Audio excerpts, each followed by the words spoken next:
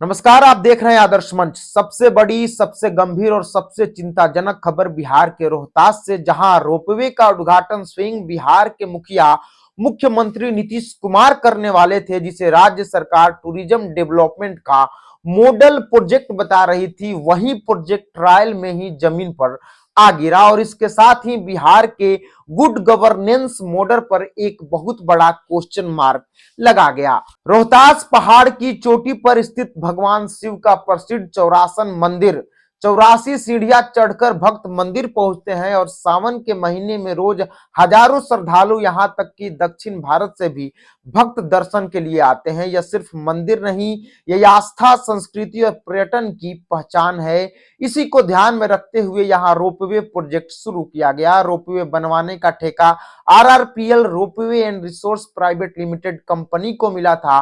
Ropeway की लंबाई 1324 metre, ropeway निर्माण की लागत 13 करोड़ 65 लाख थी।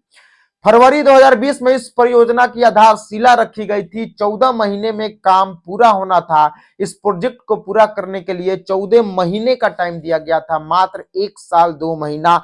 लेकिन कई बार प्रोजेक्ट में देरी हुई और आखिर 31 दिसंबर 2025 को आखिरी डेडलाइन थी। 1 जनवरी 2026 से इसे शुरू करने की तैयारी थी, लेकिन हादसे की वजह से अब काम फिर बंद हो चुका है और करोड़ों रुपया स्वाहा हो चुका है। अब जदयू और बीजेपी कंपनी पर कार्रवाई का भरोसा दे रही है और सबसे बड़ी बात, हादसे के दोषियों की जवाबदेही तय करने के बजाय सत्ता पक्ष खुश है कि ट्रायल में ही रोपवे गिर गया।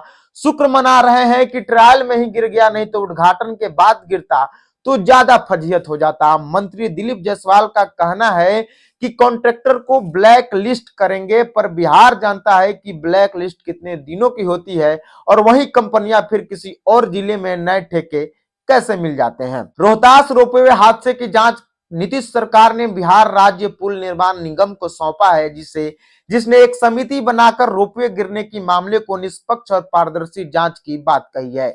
अपने कामों को लेकर पुल निर्माण निगम हमेशा चर्चे में रहता है, क्योंकि यह कोई नया मामला नहीं है। पुल गिरने का खबर आते रहता है। आपको बता दें कि बीते कुछ सालों में नीतीश सरकार के कार्यकाल में कितने पुल गिरने का मामला सामने आया है। 3 नवंबर 2025 परमान नदी पर पुल के बीच का पिलर गिर गया। 4 अक्टूबर 2025 मुजफ्फरपुर में 4 साल पहले बना पुल ढह गया। 23 जून 2025 ओवरलोड ट्रैक्टर के भार से पुल का एक हिस्सा गिर गया। 2024 की बात करें तो 18 दिनों में 12 पुल टूटने और ढहने की घटना सामने आई थी। हर बार वही कहानी, जांच समिति, छोटे अफसरों पर कार्रवाई और असली दोषी फिर सुरक्षित। अब सवाल है कि सुशासन की सरकार में दोषियों पर कार्रवाई होगी या यूं ही छोटे अफसरों पर गाज गिरेगी।